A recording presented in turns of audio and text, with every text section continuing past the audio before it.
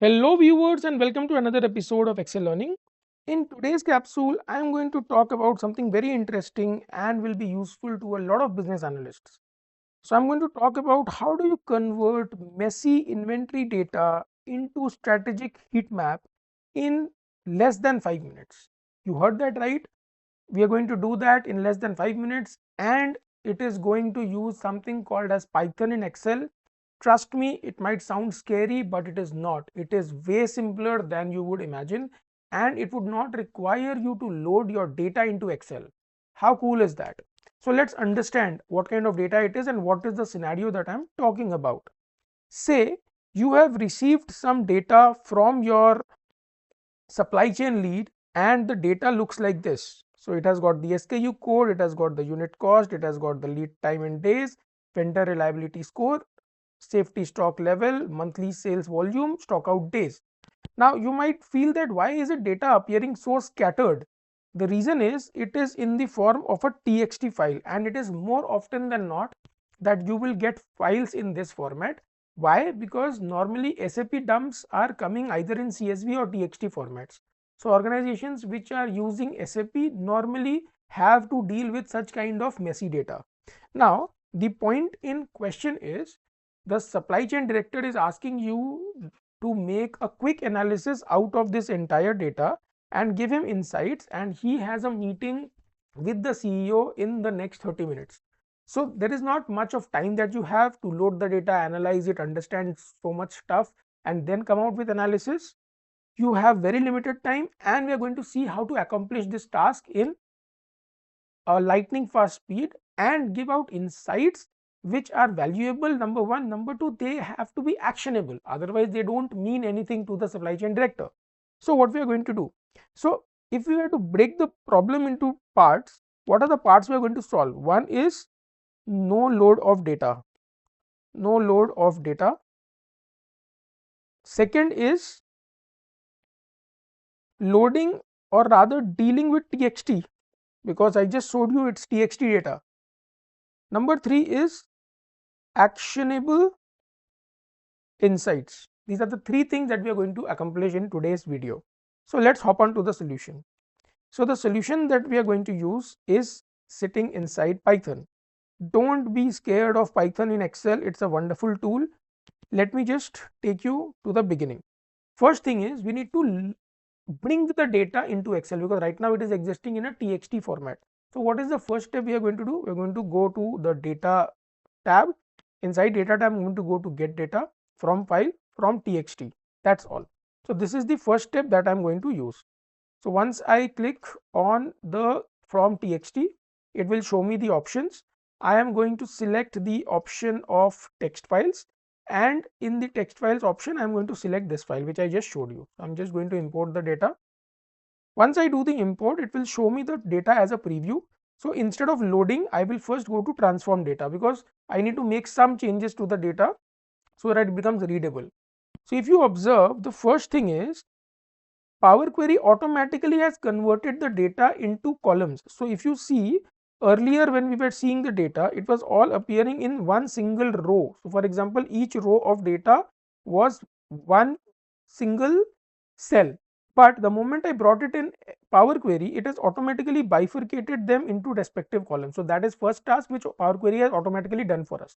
Second thing is, you see the headers are appearing in row number 1 and not actual headers. So we will just have to go to the home tab. Inside the home tab, we will go to use first row as headers. That's all. The moment we do that, all our headers are now taken into the header row rather than being in the first row. And the third thing is, we select everything, we go to transform, and we go to detect data type. Now why is this step important? We have to understand that why do we did this step of detecting data type. I'm so sorry, detecting data type. The reason is because earlier, if you see the earlier step, everything was being taken as a ABC. So ABC means everything is text. But if you see unit cost, it's not a text, it's a number. You see lead time days, it's a number, so on and so forth. So the moment we did the detect data type, all the respective numbers are converted into the number type, and the SKU ID is converted into a text type. So that serves our purpose. Now do not click on close, rather go to home tab, click on close and load to, because mind you, I told you in the beginning we don't want to load it as a data inside Excel, rather we just want to create a connection because that will be super fast. So just create connection, that's it. The moment we do that, now we have a valid connection over here. Okay, I can just cross this. This step basically shows that we have got our data connected to Excel, not loaded in Excel but connected to Excel. Now what is the first step? The first step is pressing equal to, then py, and then pressing tab. The moment you do that, Python in Excel gets activated. Now what is the first step? Be with me till the end of the video because there are some really cool insights we will get. I'll just type Excel, that is the function we use to call a table or a data frame. So inside that, the moment I click on double inverted commas, I will automatically see the inventory risk data loaded because we have already connected it in Excel. And then you press Control plus Enter. What do you press? Let me just type it. You press Control plus Enter. The moment you do that, you see that the data is getting loaded inside a data frame of Excel or Python in Excel. Now how do you validate what is coming over here? The moment you click here, a small tab gets activated. Click on it.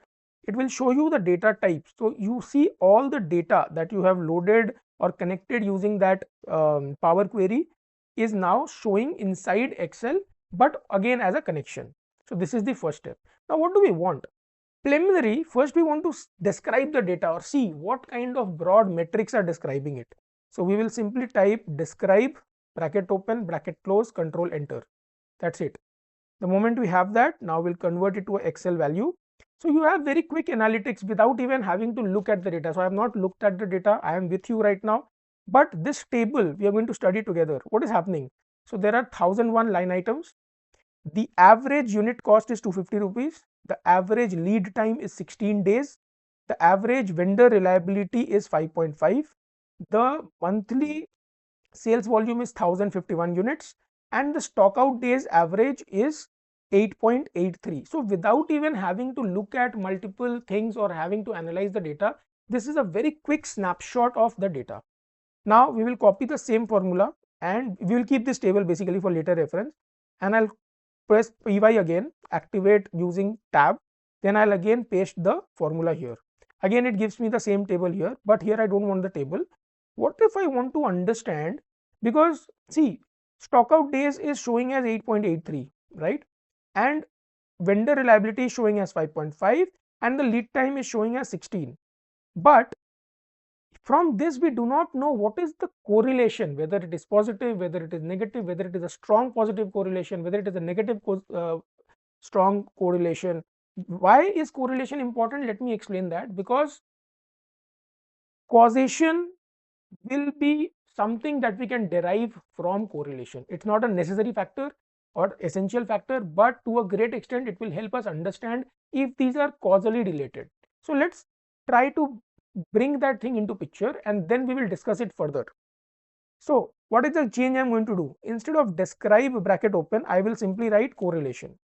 Inside correlation, I just want the numbers to be shown because the correlation happens between numbers. So I need only those columns which are having numbers in them. So inside CORR, which is correlation, I will simply type numeric only and it will auto complete. And I will write equal to true, bracket close, Control plus Enter. The moment I do that, I have a second data point. Let me just click on Excel value, and here you see, I can see the correlation. So for example, for me this is eye catchy. So I have a positive correlation, high positive correlation of 0.7 between stock out days and lead time, and I have a high negative correlation between vendor reliability and stock out days. So what is the problem we are trying to tackle using this data? According to me, when I first look at all this analytics in the very beginning, for me the problem statement is stock out days. So if I'm able to understand how my stock out days is correlated to other variables, and if I can control those variables, those are the real actionable insights that I can use and provide the supply chain director with inputs. Now, what is the second piece that we, or the third piece that we need to do? This is good information, but it is not visually appealing. So there are a lot of clumsy numbers visible here, but people want to see charts, people want to see interpretations, from visuals which are easy to interpret, and it becomes so much more easier to really read the data and conclude from it. Again, a very simple step. So we are going to use the Seaborn analytics, already part of Python, and we are going to use heat map. So I am just going to wrap the entire formula which we had written inside sns.heatmap. That's it, and I'll press Control Enter. The moment I do that, it has now converted my entire data into a beautiful heat map. Now let's not focus on the beauty, but let's talk about the actionable insights. So the actionable insights is how to read this. First of all, you see the thermometer on the right. This thermometer basically shows that black color denotes high negative correlation, and white colors or movement towards white colors denotes high positive correlation. So that is how to read this table. So for example, here the black label here, which is a vendor reliability versus a stock out days, is showing black, which is a high negative correlation, which means as my vendor reliability goes down, my stock out days goes up. So that is how to read this black or deeper shades. And lighter shades, if you see here, for example, here the lighter shade is meaning stock out days correlated to lead time days, which means if my lead time is higher, my stock out days will also be higher, which is logical, because if something takes more time to come in, it is more likely to cause a stock out. So we are getting both the interpretations over here. Now what if we want to also show the numbers inside the cells, because this is black, but we do not know whether the correlation is 0.8, 0.9, 0.7, we don't know. So we want to see what is that. It is 0.7 minus 0.8, whatever. So what we are going to do, we are going to again go to the formula, we are going to click on comma, and we are going to click on annotate is equal to true. That's it. The moment I click again, all the cells are now filled with the exact correlation factor. Now this makes it very much apparent. So I have a negative correlation of 0.6 here and a positive correlation of 0.67 here. So my input to the supply chain directors is as follows. Number one, can we reduce lead time?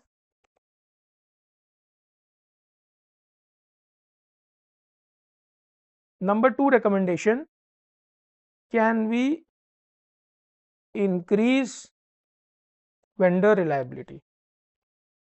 Isn't it cool? We didn't take much time. Of course, I took more than 5 minutes because I was explaining, but once you are done understanding, you can do it very fast and maybe even less than 5 minutes, and you will have your insights ready. How cool is that? So now that we know there is a negative correlation that exists between stock out days and the vendor reliability, so we would want to understand how the data is distributed. It means which data points are closer to the mean, etc. So for that we are going to plot it on a LM plot. So LM plot is again inside the Python and the Seaborn library inside Excel. So we are going to use py, then tab, and then we'll press SNS. SNS activates the Seaborn library dot. LM plot is the name of the plot. So we'll press type LM plot. We'll open the bracket. We need to specify what data. So data, again we reference using Excel, bracket open, and once you press the inverted comma, the data points will automatically appear. So I just need to select inventory disk data from there, comma. Then I need to define the x-axis. So in x-axis I want the stock out days.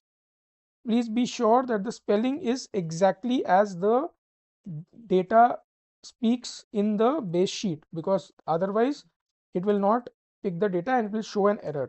So the y-axis is vendor reliability. I'll type vendor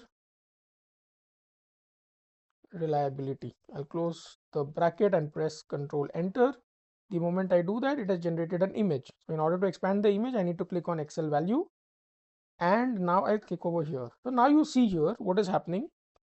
We had seen in the original data that the mean of stock out days was 9, okay, and the mean of vendor reliability was 5.5.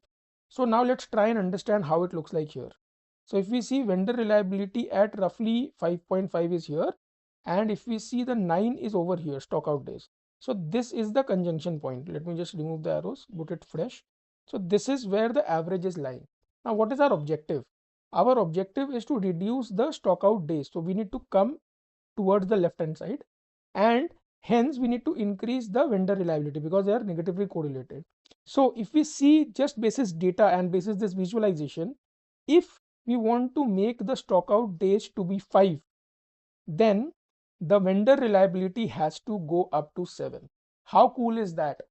We have just looked at this graph and we are able to conclude that if we are able to increase the reliability of vendors from a 5.5, which is the average, to an average of 7 approximately, our stock out days will reduce from 9 to 5.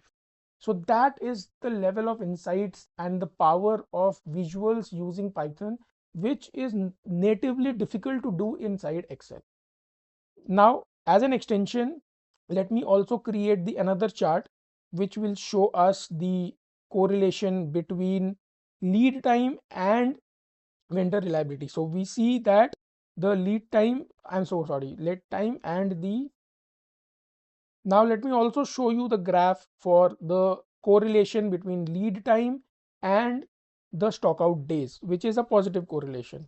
So I'll just again write the formula equal to py activating Python.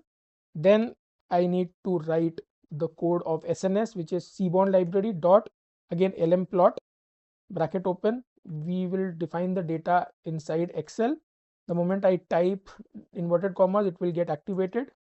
Then I need to define the x-axis. Inside the x-axis, I want stock underscore out underscore days, and inside the y-axis we want to show the second parameter, which was the lead underscore time underscore days.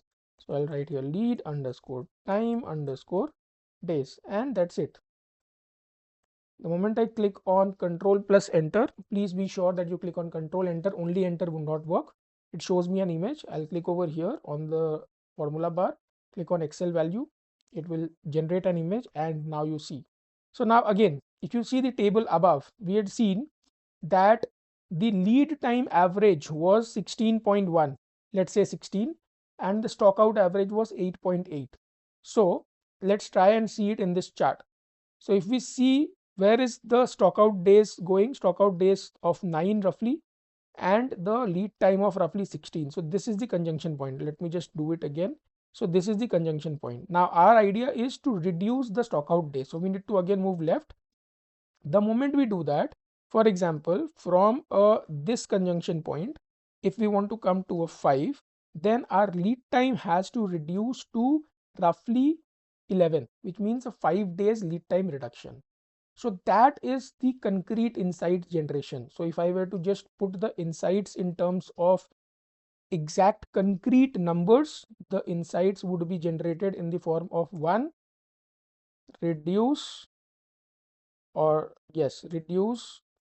lead time from 16 to 11. Number 2,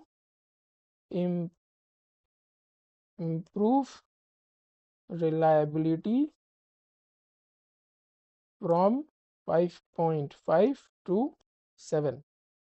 Outcome,